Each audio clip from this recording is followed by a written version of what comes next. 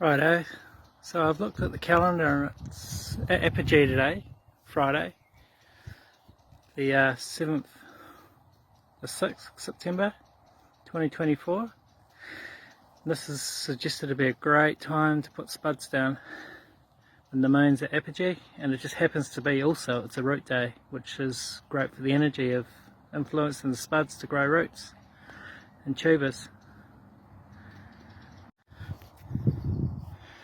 So I've decided to put my spuds in today, this evening after work. You do what you do. With the BD calendar, it's the moon's at apogee. It means the farthest point away, and it's considered conducive for growing of spuds to go down now. So I'm putting them in now, and even more so, it's at Virgo. So root day, so it should be all good.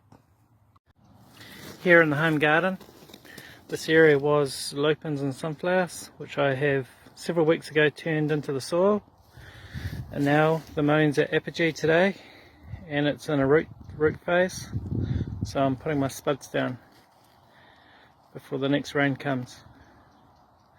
They've had a side dressing of compost, they're well chitted and ready to go in the ground.